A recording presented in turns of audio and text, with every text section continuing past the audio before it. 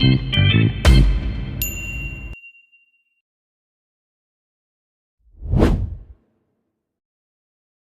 teman-teman semuanya. Nah, kalau kalian disuruh milih nih antara kesehatan atau deadline, kalian bakal milih yang mana nih?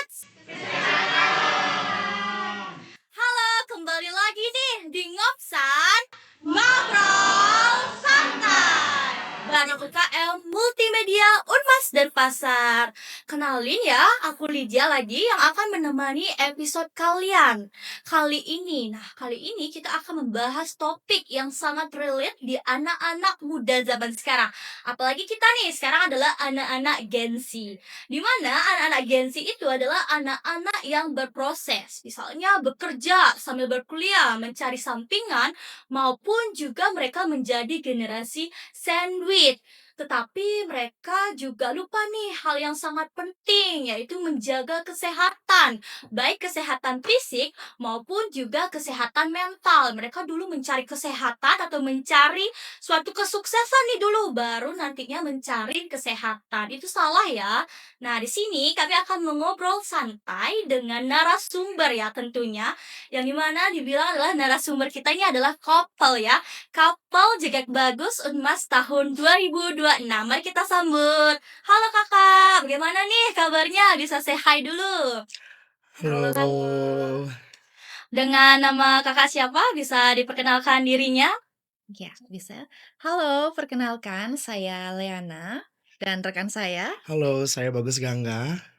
Waduh, gimana nih kabarnya kakak? Apakah ada kesibukan di akhir-akhir ini? Untuk terkait kabar Astengkaro baik untuk Baik-baik sementara. saja. Waduh, kalau untuk kesibukan bagaimana nih untuk kakak Liana dulu? Mungkin terkait kesibukan untuk akhir-akhir ini lumayan padat ya, karena ada beberapa kegiatan fakultas juga, karena kita juga baru selesai grand final, jadi dapat kesempatan untuk duty dan bertugas di beberapa tempat. Kalau untuk kakak Gangga? Kurang lebih sama seperti Leana, kuliah masih jalan dan beberapa duty setelah grand final itu. Apakah kakak mengikuti ekstrakurikuler ya, atau yang dimana non akademik, misalnya UKM-UKM yang ada di Universitas Mas Saraswati? Mungkin terkait, aku sendiri, terkait UKM aku hanya mengikuti yang di fakultas saja, tapi mungkin dari Gangga? Saya mengikuti Ganesha Voice dan Voice of Dentistry, tapi dominan ke Voice of Dentistry-nya. Oke, baik. Nah, di sini kan kita akan membahas kesehatan ya kakak. Itu juga kakak berkecimpungan ya di dunia kesehatan. Nah, menurut kakak, menjaga kesehatan itu sangat penting nggak sih? Menurut kakak Liana dulu nih. Oke, jadi kalau tentang menjaga kesehatan, jujur saja bagi aku secara pribadi, itu merupakan sesuatu hal yang sangat penting. Karena jujur saja, kesehatan baik secara fisik maupun mental itu merupakan suatu penunjang yang paling besar ketika kita, entah kita sebagai seorang mahasiswa, entah sebagai Gen Z yang bekerja keras, atau entah kita nanti sebagai seseorang yang beraktivitas di aktivitas akademik maupun non-akademik. Dari saya sendiri, kesehatan mental itu merupakan fondasi utama ketika Mhm, kita berproses, karena kita kan Gen Z juga ya. betul. Ketika kita berproses, bertumbuh dan berkembang itu, kesehatan mental itu menjadi fondasi utama dalam menjalankan aktivitas atau kegiatan-kegiatan sehari-hari, Mhm, kalau menurut saya ya. iya. Nah, bagaimana nih Kakak menyeimbangkan ya antara kesehatan fisik maupun juga kesehatan mental ketika Kakak mengikuti ya Jaket Bagus Unmas tahun 2026 kan itu ada pelatihan, terus ada proker-prokernya juga kan. Nah, bagaimana nih cara menyeimbangkan untuk dari Kakak Gangga dulu deh? Kalau dari saya tentunya kesehatan fisik dan mental itu yang saya perhatikan pertama pola makan. Mhm, Saya sering menerapkan pola makan yang teratur. mhm, Terus yang kedua olahraga fisik yang cukup. Seperti saya biasanya melakukan renang, mmm, bernyanyi olah suara, mhm, hobi saya sendiri. Dan untuk kesehatan mental sendiri saya biasanya melakukan thinking positif. Jadi saya sangat menghindari sekali overthinking yang berlebihan mhm, dan negative thinking. Karena itu ketika saya berpikir yang positif, mhm. saya dapat menjalani aktivitas dengan baik. Baik untuk Kak Liana bagaimana? Baik, kalau mungkin berbicara tentang menyeimbangkan antara kesehatan, baik itu fisik dan mental, apalagi ketika berkegiatan, jujur saja satu hal yang saya terapkan adalah suatu mindset, Mmm, di mana memang benar, mungkin ada suatu kalimat yang mengatakan, "Tembuslah limitmu." jangan jangan memberikan limit kepada diri sendiri. Tapi bagi saya sendiri, memberikan suatu limit kepada diri sendiri adalah bentuk kita menjaga baik itu kesehatan fisik maupun kesehatan mental. Karena tubuh itu adalah yang paling bisa untuk jujur. Betul. Ketika kita kelelahan, baik secara fisik ataupun secara mental, tubuh akan memberikan sinyal kepada kita. Dan dari hal tersebut, hal yang harus kita lakukan adalah aware. Aware terhadap apa? Aware terhadap diri kita sendiri, terhadap kesehatan fisik, terhadap kesehatan mental. Sama seperti yang dikatakan oleh Gangga, mungkin menjaga kesehatan fisik memang benar bisa dengan cara menjaga pola makan, olahraga, dan lain-lain. Tapi memang yang paling perlu ditekankan di sini adalah suatu mindset. Karena hanya kita yang bisa mengenali diri kita sendiri, dan kitalah yang tahu seberapa batas dan seberapa limit kita dalam mengerjakan sesuatu hal. Baik Kakak, untuk dari segi yang udah dikatakan sama Kak Gangga dan juga Kak Liana ya. Nah, kita akan bahas dari pola tidur. Nah, pola tidur kan sangat penting ya, apalagi untuk mahasiswa nih. Nah, kita mahasiswa pasti mengejar deadline atau tugas begitu. Nah, bagaimana sih cara kalian agar mengatur pola tidur yang baik dan juga ideal? Berapa nih? Berapa lama ya pola tidur atau tidur yang paling benar untuk kita? Silakan dari Kakak. Siapa dulu nih? Mau? Leana Liana. dulu. Iya, iya, mungkin dari Leana dulu ya.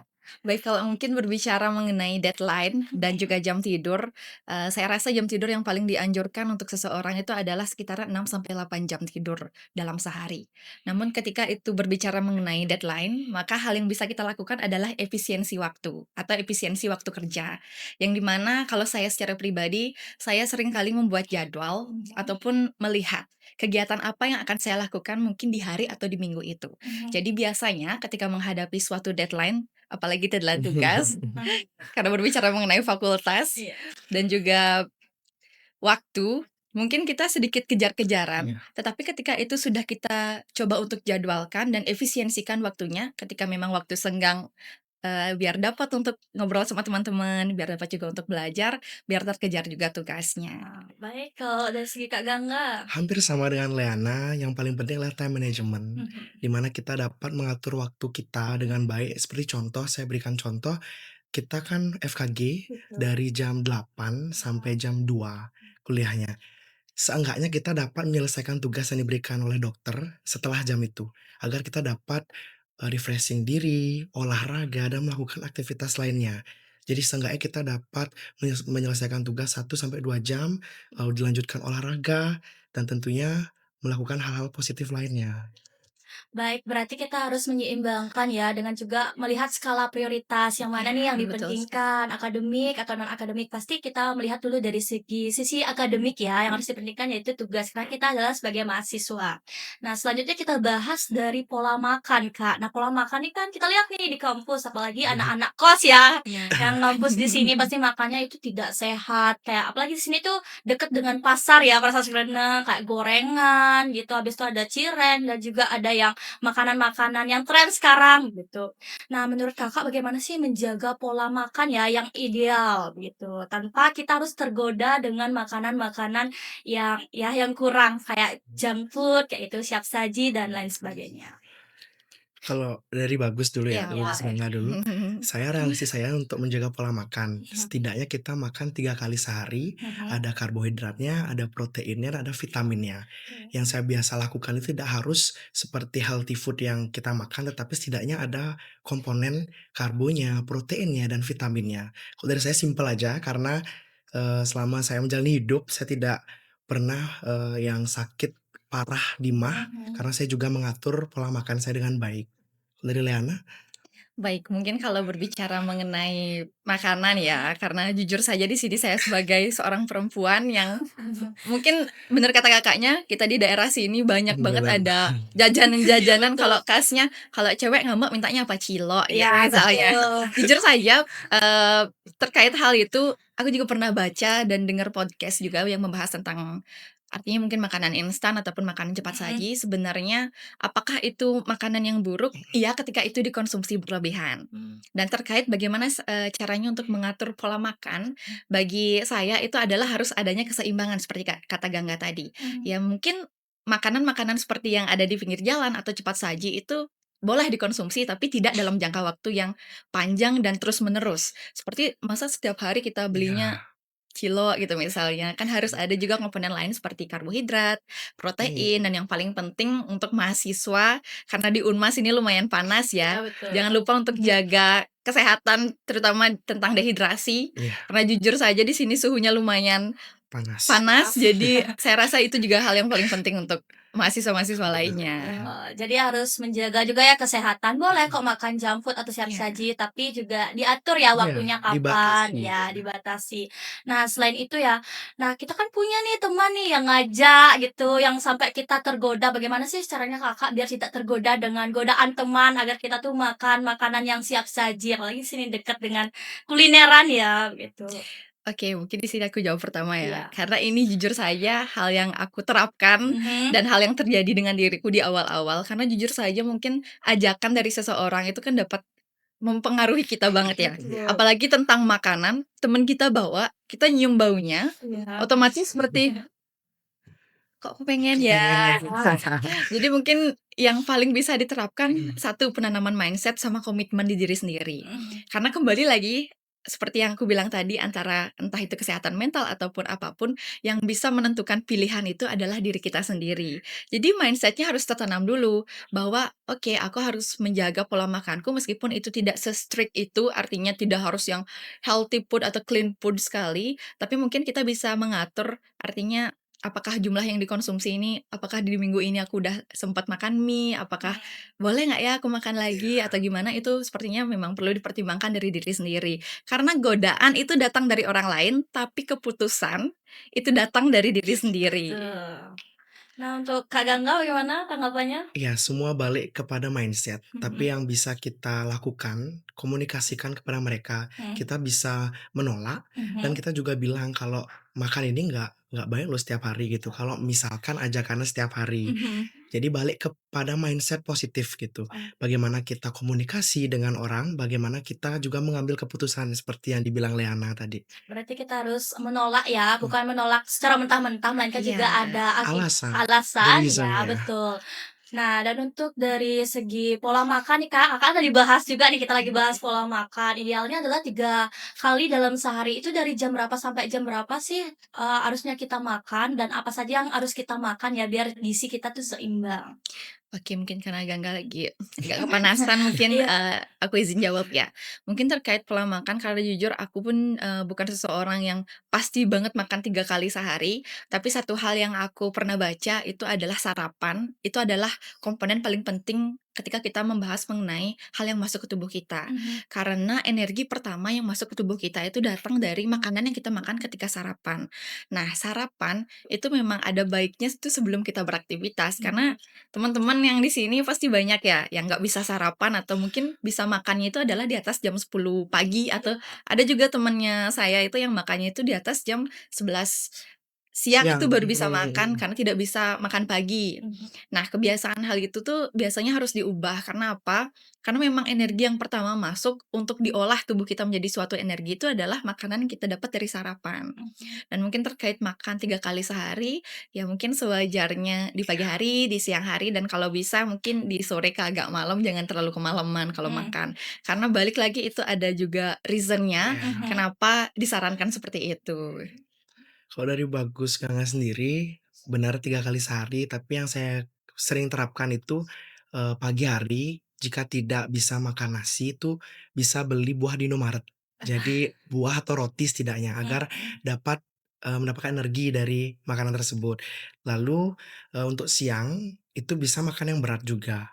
Entar di malam juga bebas mau makan yang berat atau yang ringan gitu. Tapi diperhatikan ketika kita merasa lapar di tengah-tengah jam misalkan dari sarapan ke makan siang itu kan lapar, kita boleh melakukan cemilan, sesi Mhm. cemilan, cemil-cemil, tapi dengan batas yang wajar, seperti itu. Baik Kak, berarti kita harus juga menjaga pola makan dan bisa dari sarapan ya dengan membeli sarapan buah atau juga makan yang berat di siang hari maupun juga cemilan. Tetapi Kakak pernah nggak sih jaga pola makan misalnya jam 10 malam nih Kakak masih lapar, Kakak makan atau Kakak nggak makan atau bagaimana? Oke, mungkin aku izin menjawab ya, Iya. karena mungkin, ini terkesan kalau perempuan pasti lebih ke, "Oh, jaga jaga pola makan nih," Iya. gitu, biar mungkin ada kaitannya kalau makan malam seringkali suatu mitos ya, makan malam seringkali bikin kita gendut dan itu Iya. perempuan paling sering ke gap sama mitos itu kan. Betul. Nah, jadi salah satu hal yang aku terapin adalah boleh makan malam, tapi kita kembali lagi seperti yang dibilang oleh Gangga, itu diperhatikan apa. Karena kembali lagi ke Gen Z dan Mhm. hal yang mungkin perlu di-concern-kan sekarang, itu adalah generasi kita ini perlu aware sedikit tentang gula, Iya. tentang diabetes jujur Betul. saja. Jadi mungkin makanan yang masuk di malam hari itu boleh, tetapi juga kita perhatikan misalnya mungkin masih lapar, mungkin boleh buah, Mhm, pepaya, atau pisang, itu masih boleh sepertinya masih boleh masuk bagus. dan tidak akan menjadi masalah meskipun Iya sudah makan malam. iya. Mhm. Kalau dari Bagus Gangga sendiri benar. Jadi makan malam itu boleh, tetapi dilihat komponen yang ada Mhm. gitu. Boleh makan nasi tapi at least jam 7 jam 8 gitu. Mhm. Kita tidak dapat melarang juga orang itu kan kapan lapar kan, tapi kita dapat melihat gitu, makanan apa yang bisa dikonsumsi gitu, sewajarnya dan tentunya diperhatikan juga baik nggak untuk kesehatan. Kalau untuk saya sendiri, jam 10 itu saya kadang lapar, mau mencet McD di Grab, cuman mikir gitu, kalau saya konsumsi natrium dan gula terlalu tinggi, nanti kan berimpak besar bagi saya. Saya lebih gendut, saya lebih tidak terawat jadinya, karena Jadi kan tidak fokus. benar. Jadi diperhatikan lagi gitu. Mhm. Semua tergantung mindset. Jadi ketika kita contoh nih, saya kan mau mesen McD, tapi saya berpikir banget, kalau saya mesen ini yang akan terjadi besok pagi gimana? Lemas, Mhm. lesu, Iya. seperti itu kan, karena efek natrium dan gula. Mhm. Seperti itu yang saya terapkan biasanya. Baik, nah untuk dari segi kesehatan nih Kak, Kakak kan berdua ya, jadi dari Fakultas Kedokteran Gigi. Nah, ada nggak sih kalau kita mengkonsumsi gula terlalu berlebihan akan merusak gigi? Misalnya merusak gigi apa gitu, ada nggak sih, dampak jangka pendek maupun jangka panjangnya? Baik, mungkin, di sini juga kita luruskan sedikit.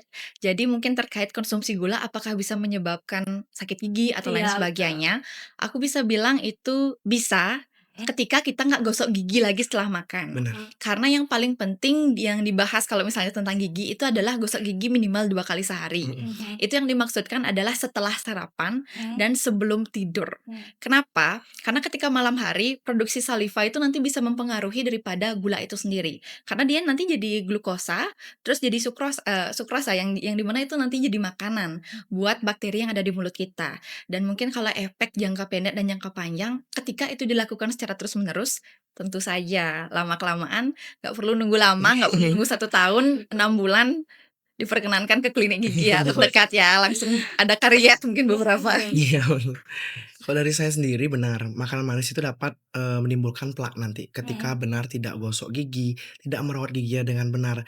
Tetapi disarankan mengonsumsi gula itu dengan Batas. dalam batas yang wajar, gitu. Jadi ketika kita sudah mulai mengonsumsi gula, kita lihat, mau makan yang manis nih hari ini, jangan lupa gosok gigi. Mmm. Selalu reminder diri kita, "Oh, kita lagi konsumsi makan yang manis, permen atau dan lain sebagainya," kita reminder diri kita, "Oh ya, ini suatu bakteri nanti jadinya, gosok gigi di malam hari." Seperti itu. Baik. Jadi kalian punya nggak sih adik atau saudara maupun juga temen nih yang susah dibilangin gosok gigi malam-malam terus makannya nggak sehat, banyak gulanya maupun gorengan. Bagaimana sih kalian caranya menyadari mereka bahwa gosok gigi itu penting dan juga kesehatan itu penting? Dari saya dulu. Kalau dari saya, karena adik saya suka makan-makan yang manis, Mhm. saya selalu takutin nanti giginya berlubang, giginya hitam. Tentunya juga ketika saya, mengajak adik saya keluar, Mhm. entah itu ke supermarket, itu saya juga batasin konsumsinya. Jadi saya lihat dulu, kalau emang, gulanya tinggi Mhm. dan permen ya khususnya, itu saya selalu reminder orang tua saya, "Tolong adik Tari nanti disuruh gosok gigi." Gitu, karena saya juga masuk FKG, kita juga harus peduli dengan keluarga kita Betul. sendiri. Dari Kakak mana? Baik, kalau berbicara mengenai family ya, Mhm. keluarga, apalagi adik, jujur, ini aku punya adik namanya Pram. Mhm. Dia jarak umurnya lumayan jauh dari aku, jadi ketika aku kuliah dia masih SD. Jadi mungkin salah satu pendekatan yang bisa aku lakuin sama kayak Gangga. Karena jujur saja kalau pendekatan ke keluarga itu berbeda dengan ketika kita melakukan pendekatan ke teman sejawat atau ke masyarakat. Mhm. Karena bahasanya harus lebih lebih enak Iya. dimengerti ya Iya, kalau dengan betul. family ya, tidak bisa kita kayak terlalu tegas atau Iya, seperti apa kalau Mhm. dengan keluarga, apalagi dengan adik yang iya, notabene anak kecil ya. Kalau salah satu cara saya itu adalah sama kayak Gaga, nanti giginya berlubang loh kalau nggak sikat gigi. Dan yang kedua itu adik saya tuh lumayan bisa mengerti ketika diberitahukan sesuatu karena Mhm. juga pain tolerance-nya tinggi. Jadi ketika saya bilang bahwa kalau gigi kamu karies, kemungkinan kamu sakit gigi itu adalah 100 dibanding 1000 Mhm. atau 9 dibanding 10, maaf. Jadi dia harus diberikan pengertian bahwa ketika kamu tidak melakukan sikat gigi dengan baik dan benar, baik itu caranya, waktunya, hal yang akan paling dirugikan itu adalah dirinya sendiri. Karena kembali lagi bahwa kebiasaan tentang menggosok gigi itu dibentuk paling awal atau paling pertama itu adalah oleh keluarga. Dan untungnya, mama dan bapak itu lumayan aware about artinya kesehatan mereka, kesehatan kesehatan gigi dan gigi. mulut, jadi kita juga dari kecil lumayan diarahkan terkait hal itu, gitu. Kalau dari keluarga yang harmonis ya mungkin adanya juga disuruh dukungan gosok gigi. Kalau misalnya dari sisi keluarga yang nggak harmonis nih, bagaimana sih caranya Kak untuk mengatasi hal tersebut? Kalau kembali lagi kalau tentang keluarga yang tidak harmonis atau mungkin Mhm. yang tidak terlalu dekat ya Iya, dengan betul. satu sama lainnya mungkin dari ayah, ibu, dan lain-lain. Nah, mungkin di kedokteran gigi kita juga mempelajari bahwa, salah satu cara pendekatan itu bukan hanya dari lingkungan keluarga, Mhm. itu ada juga dari lingkungan sekolah. Mhm. Yang di mana mungkin program ini juga bekerja samanya dengan pemerintah, dengan puskesmas, edukasi sejak dini itu juga diberikan kepada anak-anak di SD biasanya tentang kesehatan gigi dan Iya. mulut. Selain itu mungkin sekarang juga sudah mulai aktif dari posyandu-posyandu juga mengarahkan terkait hal itu, dan cara mungkin kalau ketidakharmonisan itu kalau dari kita ya, kan karena kita mahasiswa kedokteran gigi, mungkin cara yang paling optimal itu adalah komunikasi yang baik. Mmm, Memang tidak harmonis, tapi ketika kita bisa membangun komunikasi yang baik antar sesama, mungkin hal-hal yang akan kita sampaikan tentunya yang kita maksudkan bermanfaat untuk keluarga kita bisa tersampaikan dengan baik. sama. Jadi mulai kalau emang keluarga tidak harmonis, tidak mengetahui bagaimana menjaga kesehatan gigi itu dari diri sendiri. Mhm. Kita sendiri yang menjadi agen utama untuk menyadarkan keluarga kita. Gimana caranya? Pertama, literasi digital. Mhm. Gimana kita mencari informasi? Kan sekarang ada media sosial. Betul. Pinterest itu bisa juga dicari informasinya kan. Jadi gimana diri kita untuk aware juga sama diri kita sendiri. Pertama ke diri kita, baru ke keluarga. Lewat komunikasi yang dibilang Leana tadi. Berarti harus berkomunikasi ya kuncinya, salah satu Iya, itu Betul, adalah iya. komunikasi, betul. Nah, kalau kita sudah menyinggung nih dari pola makan, kemudian pola tidur, sama menggosok gigi ya. Nah, kita akan singgung nih di olahraga. Bagaimana sih caranya ya kita olahraga yang benar agar menjaga kesehatan tubuh. Nah, idealnya kita melakukan apa nih sehari-hari, misalnya hal kecil apa, olahraga apa, dan misalnya jalan kaki itu berapa menit atau berapa jam gitu Kakak, bisa ditanggapi? oke. Mungkin dari Liana? Ya. Boleh. Mungkin kalau dari saya, karena ada kesibukan juga di perkuliahan ini yang dimana penyesuaian atau time manajemennya terkadang agak kesulitan untuk dapat waktu untuk olahraga. Nah, di era sekarang, di era teknologi dan modernisasi, kita semua mungkin selalu mengenal transportasi itu adalah motor, mobil, Mhm. bus, atau lain sebagainya yang dimana itu menurunkan efektivitas kita dalam beraktivitas dengan fisik sebenarnya. Jadi salah satu hal yang saya tanamkan setidaknya dalam satu hari saya ada jalan-jalan deh sedikit, ada sekian sekian langkah, sekian ribu langkah yang saya ambil. Jadi ketika memang saya tidak berkesempatan untuk melakukan olahraga mungkin seperti gym, pilates, ataupun renang, setidaknya tubuh saya telah mengeluarkan energi yang di mana itu tidak tidak menumpuk dan menjadi lemak nantinya ya Benar, tentunya benar. ya. Jadi masih ada aktivitas fisik seenggaknya jalan kaki gitu. Betul.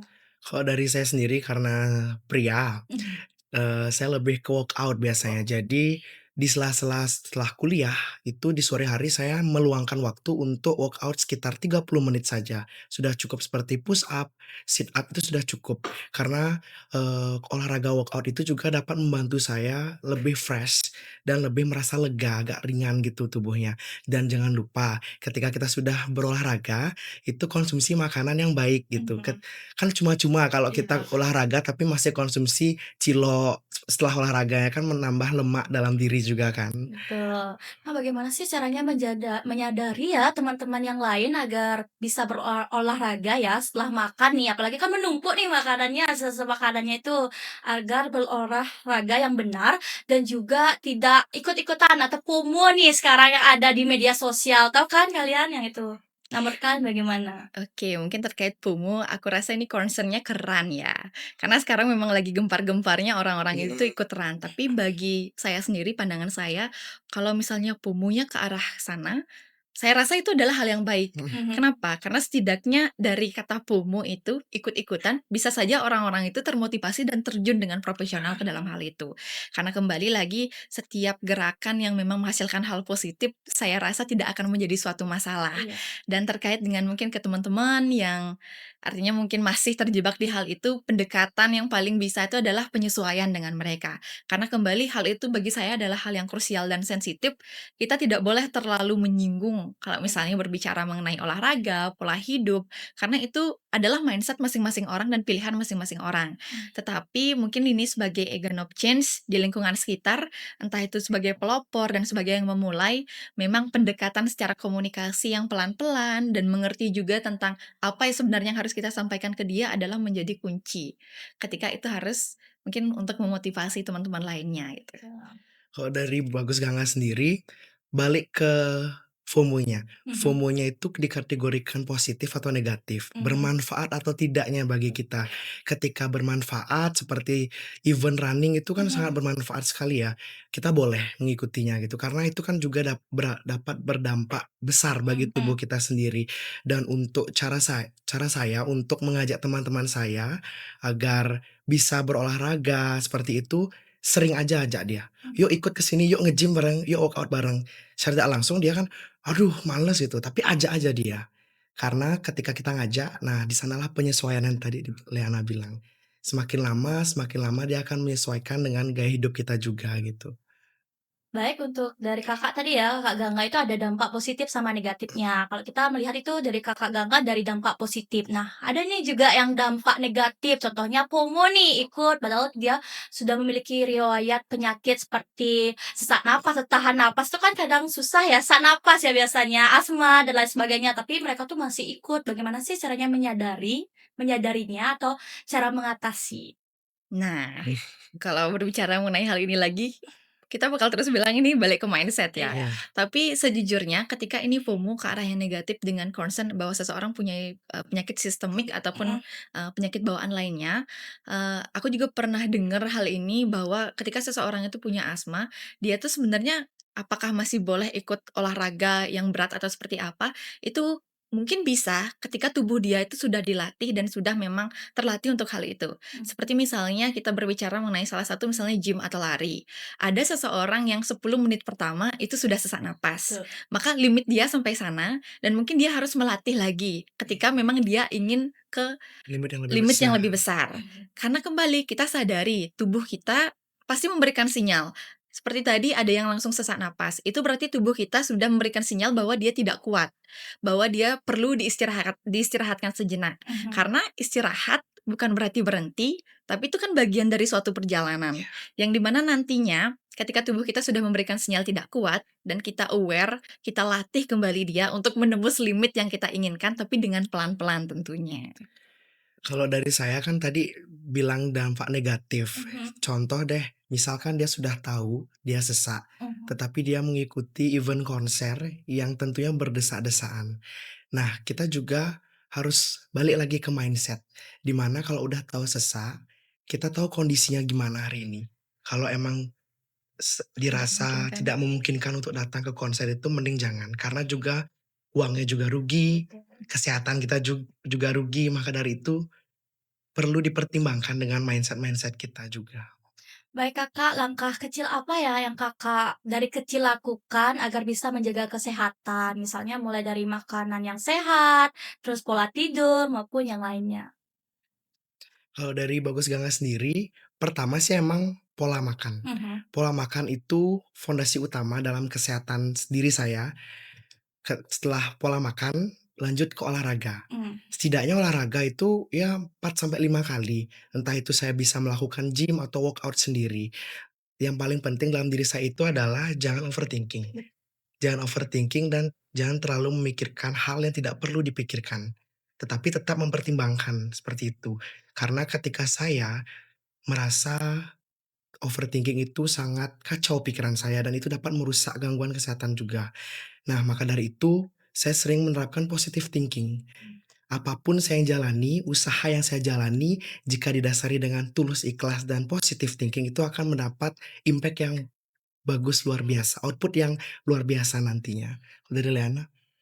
Baik, mungkin kalau dari saya, hal kecil yang saya terapkan dari kecil, ini juga yang salah satu yang saya dapat di DYC dan salah satu hal yang mama terapkan kepada saya, itu salah satunya tentang kesehatan mental, yang dimana nantinya kesehatan mental ini adalah hal yang paling besar berpengaruh ke kesehatan fisik. Itu yang pertama, saya adalah mengenali. Yang kedua, saya menerima.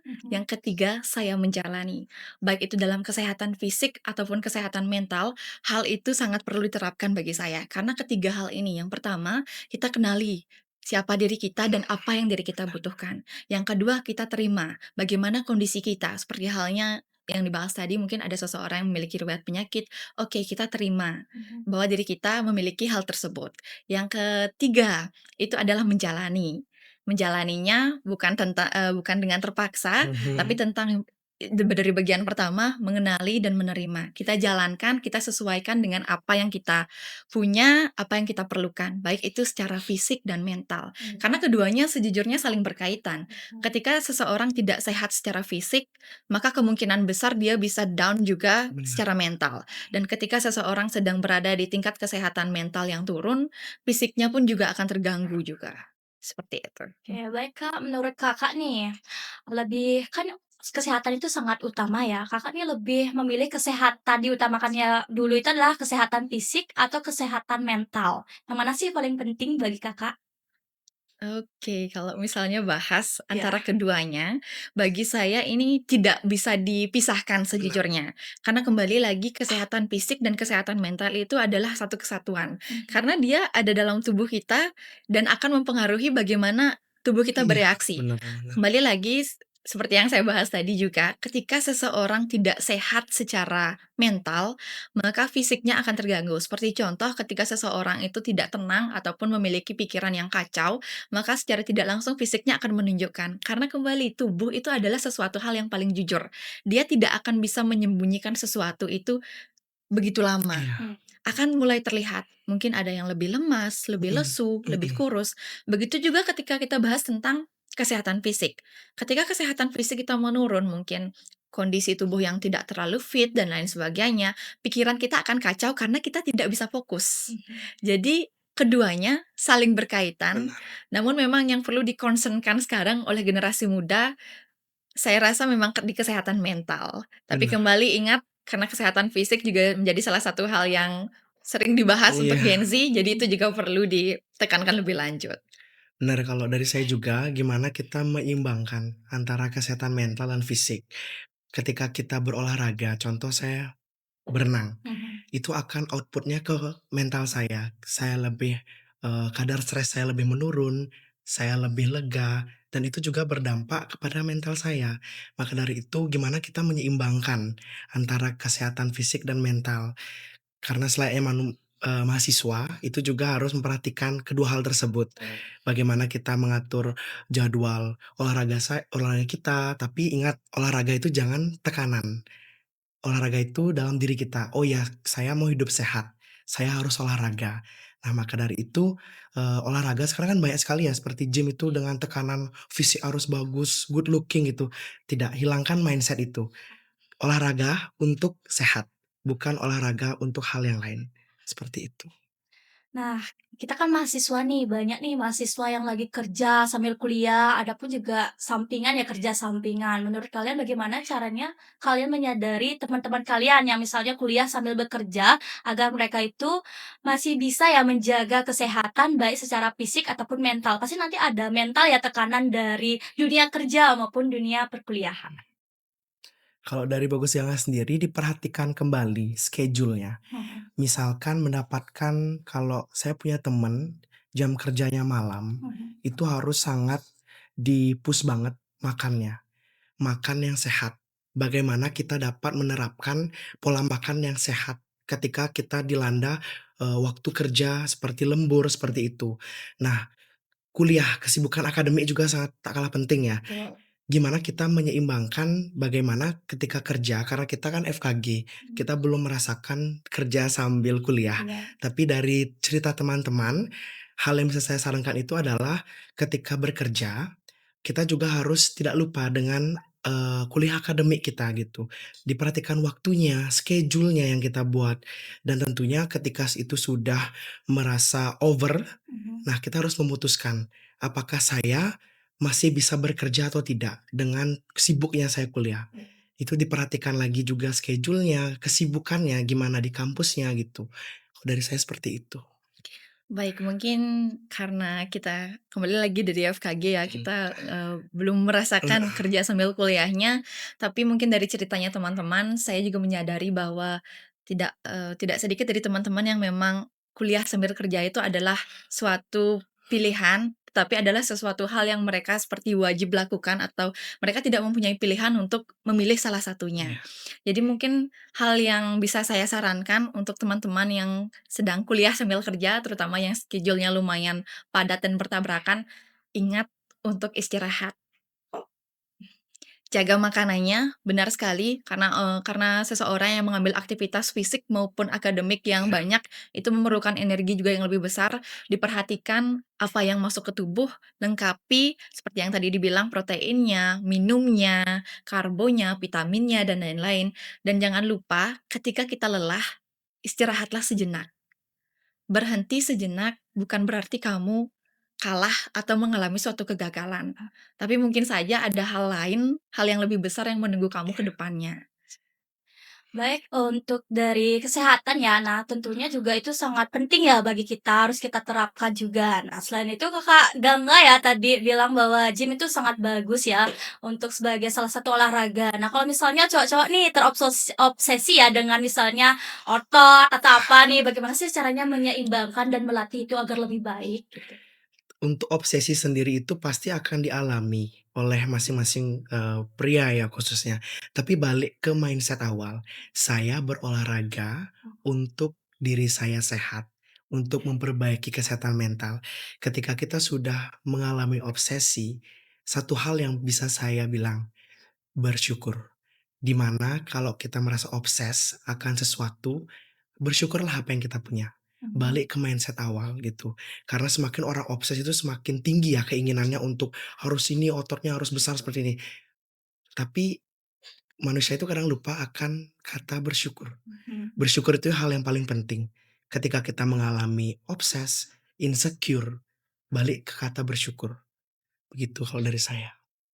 Ya mungkin sama ya dari Gangga ya, karena dari katanya saja itu adalah obses, maka bagi saya itu udah ke arah yang negatif. Karena memang mungkin setiap orang atau setiap manusia itu perlu memiliki ambisi. Ambisi untuk apa? Untuk termotivasi, konsisten mungkin melakukan hal tersebut. Tapi ketika hal itu sudah menjerumus atau ke arah hal yang negatif, maka hal yang perlu kita sadari yaitu bersyukur. Bersyukur. Karena kembali kalau misalnya diri kita tidak pernah merasa puas dengan diri kita sendiri, lalu siapa yang akan merasa puas ke diri kita sendiri? Hargailah setiap langkah atau proses yang kita lalui gitu, karena ketika kita menghargai itu dampak juga ke Diri kita diri sendiri. kita sendiri. Oh, baik. Apakah Kakak pernah ya mempunyai teman seperti itu, misalnya obses banget nih otot harus bagus gitu bentuk badannya. Nah, bagaimana sih caranya Kakak menyadari dia bahwa tidak perlu obses, tetapi kita juga perlu lihat dari dampak positifnya begitu? Kalau dari saya, sejauh ini belum ada Mhm. punya teman yang seperti itu, tetapi ketika saya melihat partner gym saya atau, teman-teman saya yang seperti itu, hal yang saya dapat lakukan itu adalah selalu bilang ke dia, "Ki udah bagus segede ini loh sekarang, Ki harus bersyukur," gitu. Oke. Jadi dia akan terdiam biasanya. Orang-orang seperti itu jika ditepuk pundaknya, diberikan suatu komunikasi yang baik itu dia akan merefleksikan diri, "Oh ya, proses saya dari nol sampai saya sebesar ini atau, lebih berotot itu udah lumayan. Kenapa kita nggak bersyukur? Hargai setiap proses kita," gitu. Ketika kita ingin lebih, diperhatikan kapasitas diri kita. Bagaimana kita mampu nggak atau tidak. Tapi ingat jangan tekanan, jangan di bawah tekanan. Ingat olahraga untuk sehat, bukan untuk gaya-gayaan. Betul. Karena balik kayak yang Kakak bilang tadi, sedikit pujian bisa aja menyelamatkan seseorang. Benar. Keywordnya sedikit pujian itu dapat menyelamatkan seseorang, karena biasanya generasi muda saat ini tuh kan butuh validasi yang banyak ya. Nah, bagaimana kita juga dapat menolong orang agar merasa, oh udah nih prosesnya, udah keren saya dari nol, dari saya kurus misalkan sampai berotot itu udah lumayan keren. Nah, kita validasi diri teman-teman kita agar dia lebih bersyukur ke depannya begitu. Baik, bagaimana nih cara kita agar kita memberikan pesan terhadap teman-teman kita yang lagi obses terhadap gym nih Kakak? Kalau dari saya atau dari Leana dulu? Mungkin Dari dari Kakak dulu ya, karena biasanya ini concern-nya ke laki-laki laki atau ya. pria ya. Kalau dari saya untuk pria yang obses gym, saya juga pernah di posisi itu. Tetapi satu hal yang saya lakukan itu adalah saya sudah berproses dari nol sampai diri saya seperti ini. Jangan lupa kita bersyukur. Saya pernah menjadi orang yang dikategorikan over berat badan, tapi saya diet. Nah, ketika saya melihat orang gym, saya pengen lagi untuk berotot. Nah, tentunya ketika dalam proses tersebut, saya pasti bersyukur. Saya sabar. Bagaimana proses awal saya menjadi kurus itu kan sudah luar biasa sekali effortnya. Sekarang ketika saya ingin untuk lebih berotot atau lebih muscle itu harus sabar. Dan tentunya hargailah proses saya dari awal. Mungkin itu yang bisa saya sarankan, intinya bersyukur dan hargai setiap proses kalian dari awal, lihatlah ke bawah, jangan selalu melihat ke atas sih begitu. Baik, mungkin dari saya, ini salah satu yang di awal perkuliahan saya dapat dari salah satu dosen yang juga menjabat sebagai dekan di Fakultas Kedokteran Gigi. Jadi mungkin salah satu hal yang bisa saya berikan itu adalah afirmasi diri, afirmasi positif. Kembali lagi apresiasi dirimu sendiri. Karena kalau bukan dirimu sendiri, siapa lagi yang bisa Benar. mengapresiasi, siapa lagi yang bisa mengetahui limit kepuasan maupun hasil yang kamu jalani. Dan juga ketika memulai mengikuti Jigak Bagus Unmas dan Pasar, satu kalimat yang membuat saya bertahan dan juga menjalaninya sampai saat ini adalah nikmati prosesmu, jalani prosesmu, jangan menganggap proses yang kamu jalani itu adalah suatu beban. Karena ketika kita menganggap itu suatu beban, ketika kita menganggap itu adalah suatu keharusan untuk mencapai suatu titik yang dimana arahnya tidak tahu kemana, itu akan membuat kita hilang arah. Benar. Tetapi ketika kita menikmati, mensyukuri, menjalani dengan hati, itu akan menjadi sesuatu hal yang positif untuk diri kita sendiri. Kan seperti tema Jack Bagus, ketulusan ikhlas itu ada fondasi awal. Ketika kita berproses, bertumbuh dan berkembang untuk generasi muda khususnya, ketulusan ikhlas itu menjadi dasar awal kita ketika kita mengusahakan sesuatu hal. Karena kita kalau mengusahakan suatu hal dengan ketulusan ikhlas yang tinggi, itu akan mengeluarkan output yang sangat luar biasa. Dan ini kita sudah bisa kita rasakan dampaknya berdua. Bagus sekali ya. Nah, kita juga harus bersyukur ya teman-teman dan juga kita harus bisa tulus ikhlas. Nah, menurut Kakak nih, mana bagusan gym atau pilates untuk melihat ya apakah pilates atau gym ini menambah kesehatan atau malah mengurangi? Oke, kalau gym dan pilates mungkin lebih ke perempuan ya, karena Iya. mungkin kalau pria ada yang pilates tapi jarang ya Jarang mungkin ya, sekali. jarang-jarang ya ada yang pilates ya. Kalau mungkin terkait gym dan pilates itu balik lagi ke pilihan masing-masing. Karena itu kenyamanan masing-masing, Benar. karena juga concern-nya beda. Mungkin kalau gym terkesannya lebih fokus ke Muscle. ya muscle, kalau misalnya pilates ke core ya, ke penguatan jujur saja. Tapi keduanya sama-sama hal yang baik ketika itu Iya. memang dilakukan sesuai dengan batas yang wajar. Intinya semua olahraga itu baik dalam diri kita dan berimpact gitu. Mau kita gym, pilates atau workout itu semuanya fondasi awalnya adalah untuk sehat. Jadi pilates juga ada manfaatnya sendiri, gym juga ada manfaatnya, dan tentunya kedua manfaat itu akan melahirkan kesehatan yang bagus, entah kesehatan fisik atau mental. Berarti olahraga itu sangat bagus ya bagi kesehatan tubuh. Nah, selain itu Kak, bagaimana sih caranya menyeimbangkan ya, bagaimana tujuan hidup kita? Misalnya kita ingin menggapai cita-cita gitu dengan cara belajar, dengan kesehatan. Bagaimana sih caranya menyeimbangkan dan agar mereka berdua itu berjalan dengan selaras? Oke, antara pembelajaran dan kesehatan. Betul. Jadi mungkin, ini istilahnya ketika seseorang menggebu-gebu mengejar pendidikan Betul. dan Melupakan. dengan juga melupakan kesehatan fisik Mhm. maupun secara mentalnya. Nah, kita mungkin dari topik yang telah dibahas, yang kita concern-kan di sini adalah kesehatan fisik dan mental itu menjadi satu kesatuan yang penting dalam diri.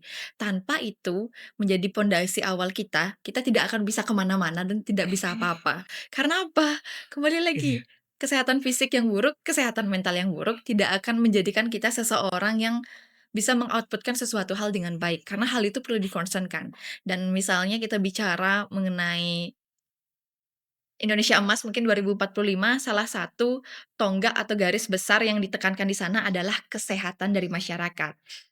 Itu dari Kakak. Kalau dari saya emang benar, ketika kita memilih untuk menjadi orang yang, harus pendidikan akademiknya harus jalan, kesehatan mentalnya juga harus jalan. Kita harus menyeimbangkan itu dengan cara ketika kita mengejar tujuan, tidak lupa juga kita dapat memperhatikan kesehatan mental.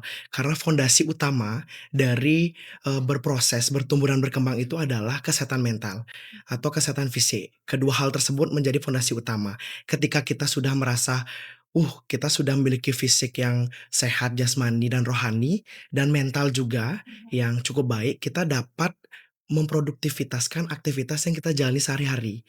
Karena ketika kesehatan mental dan fisik itu, memiliki tingkat yang baik, itu dapat menjalankan produktivitas sehari-hari dengan baik juga.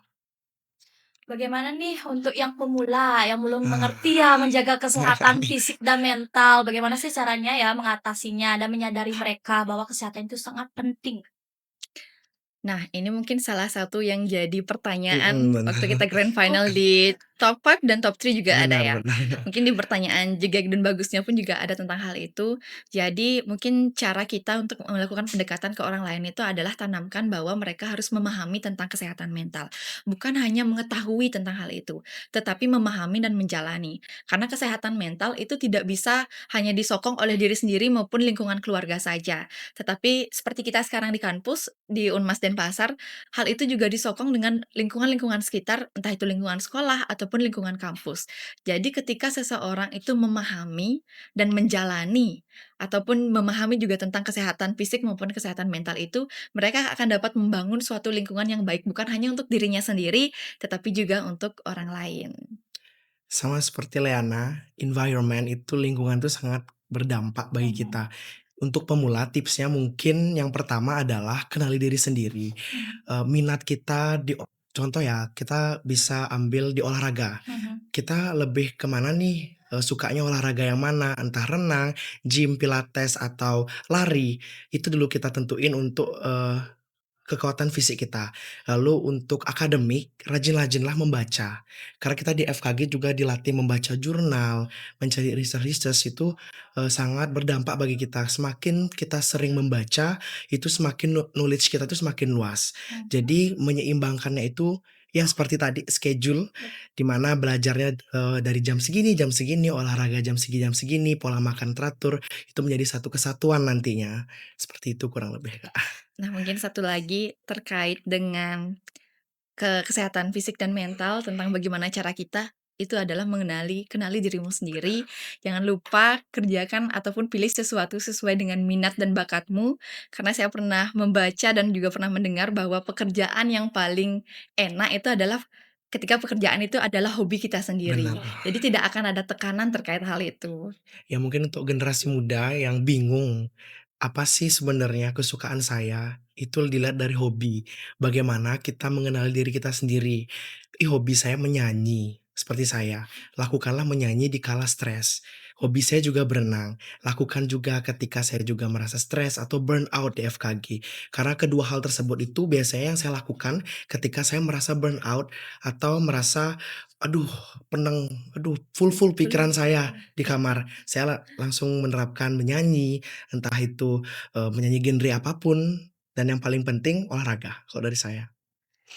Baik, untuk Kakak bagaimana sih caranya agar mendapatkan mental ya yang baik dan juga mental yang baik itu seperti apa sih menurut Kakak?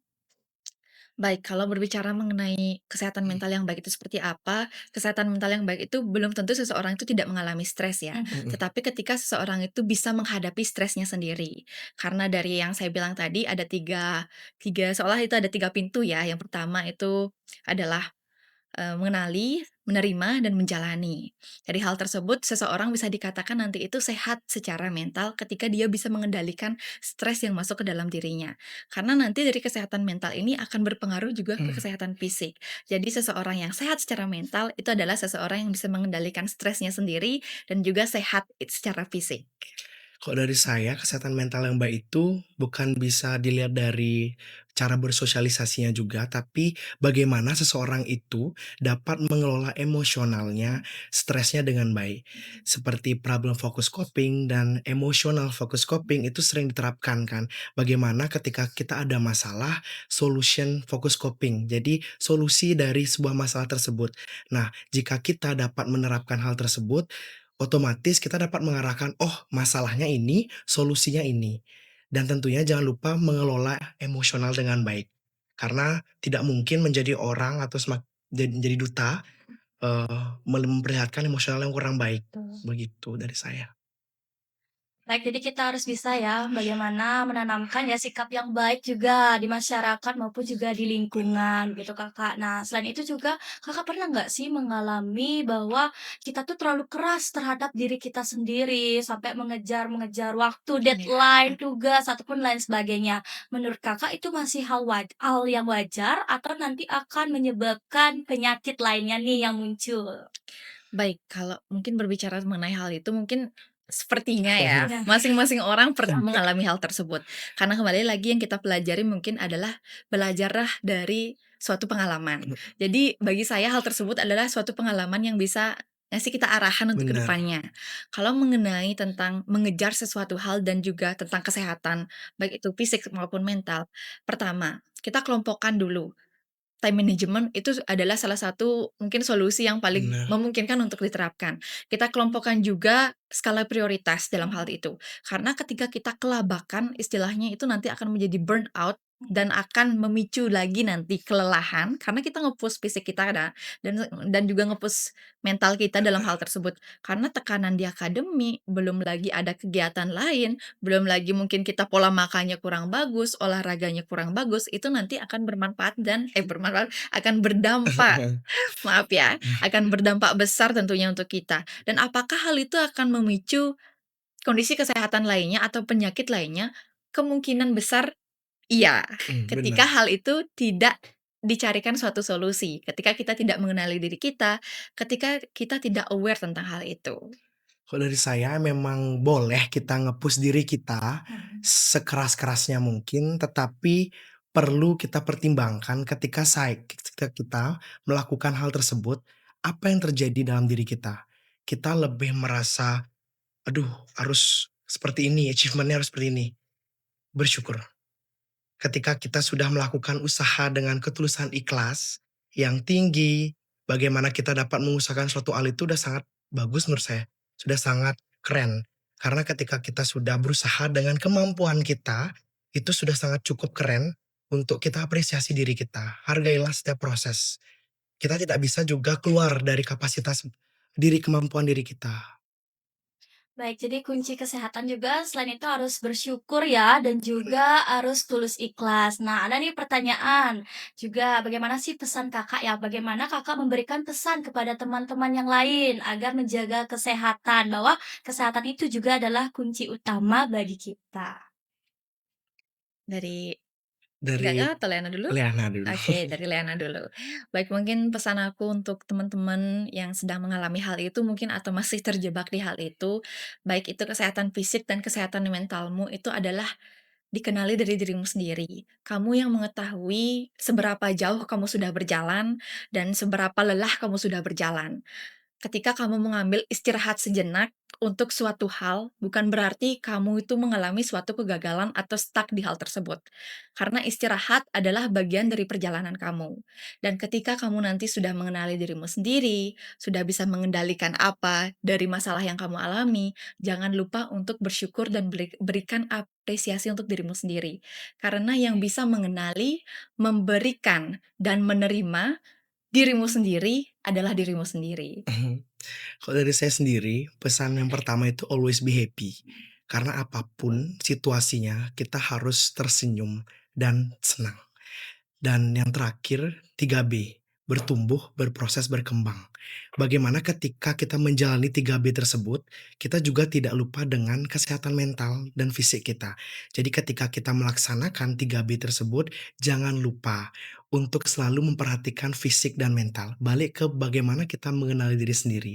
Karena setiap langkah dan proses yang didasari dengan ketulusan ikhlas itu akan dapat berimpact besar bagi diri kita maupun lingkungan sekitar.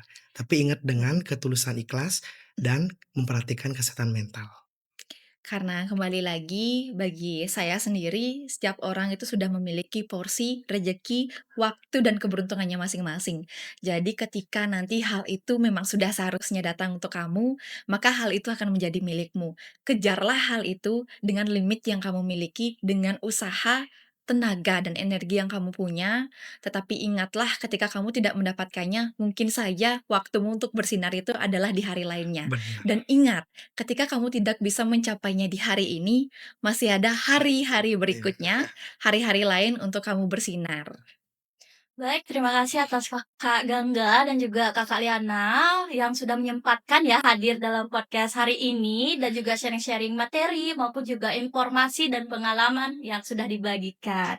Nah, untuk teman-teman semuanya yang lagi ngerasa belum bisa menjaga kesehatan ya baik secara fisik dan secara mental, kita akan lakukan dengan mulai dari hal-hal terkecil, misalnya menjaga pola makan, menjaga pola tidur, maupun juga menjaga kesehatan melalui olahraga. Nah, selain itu juga saya mengucapkan terima kasih kepada sponsor ya yang sudah membantu acara kami yaitu Jusku, Snackbox Bali Murah, dan Artistic Printing. Terima kasih. Nah, di sini saya Lydia pamit undur diri dan sampai bertemu di episode selanjutnya. Bye bye.